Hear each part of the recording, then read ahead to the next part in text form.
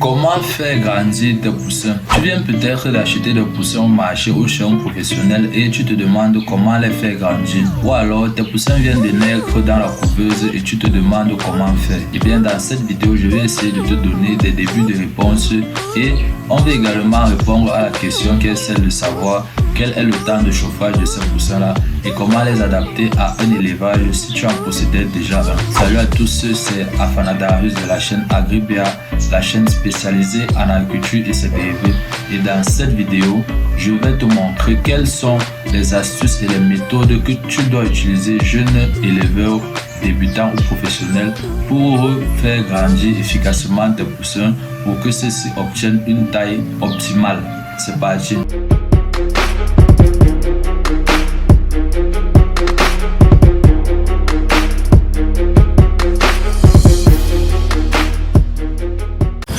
Le chauffage. Pour bien grandir et se développer correctement, les poussins ont besoin d'être chauffés. La température idéale est d'environ 35 degrés les premiers jours après la naissance. Le besoin de chaleur diminue durant leur croissance, mais sera nécessaire jusqu'à leur 3e mois.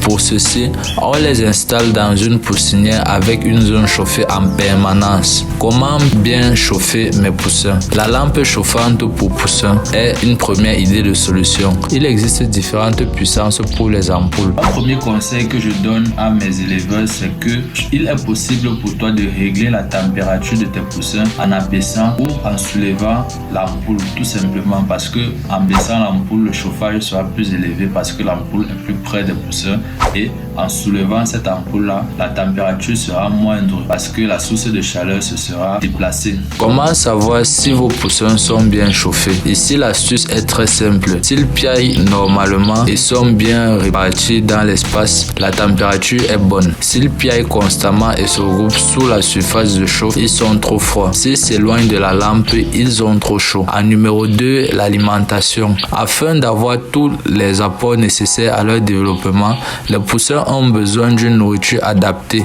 Elle doit être constituée de vitamines, de protéines et de minéraux. Il faut également qu'elle soit assimilable, des miettes ou de la farine.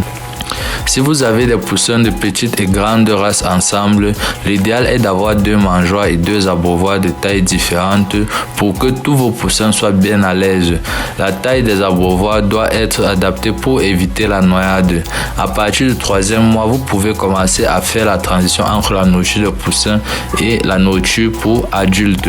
Un deuxième conseil que je donne à mes éleveurs, c'est que par mesure préventive, il est préférable de vermifuger tes poussins 2 à 3 fois par an et de leur donner des anticoccidiens tous les 3 mois. Ça va permettre de prévenir la coccidiose de certaines maladies parasitaires. Bien préparer leur environnement.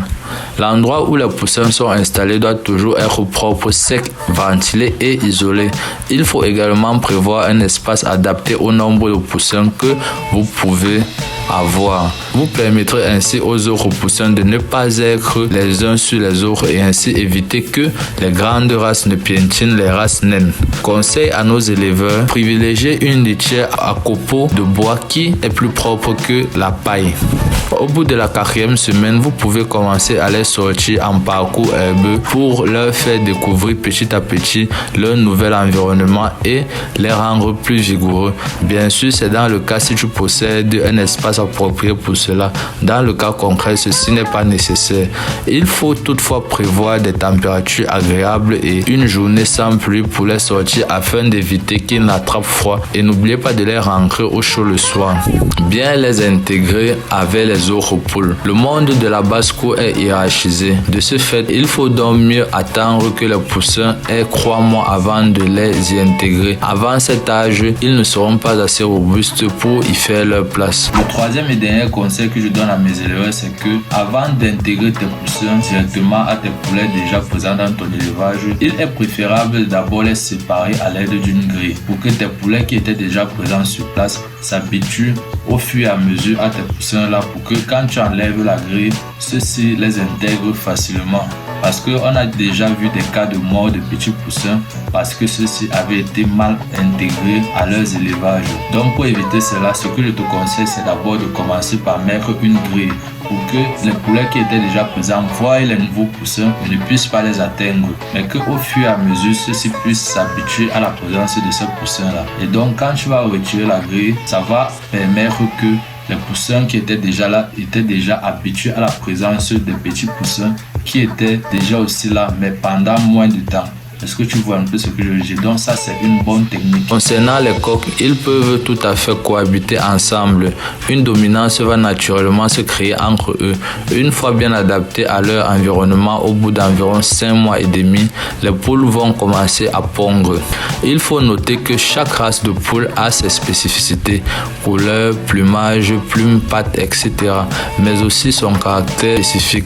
Adopter les poussins, c'est voir ces caractéristiques apparaître chez chacun d'entre eux et les voir grandir. Bon, c'est la fin de cette vidéo. Merci de m'avoir suivi jusqu'à la fin. Dis-moi ce que tu en penses dans les commentaires. N'oublie pas de t'abonner, de partager, de commenter pour voir s'il y a un point que j'ai oublié que j'ai omis de mettre dans cette vidéo. C'était Daryl de la chaîne AgriBA et je te dis à la prochaine.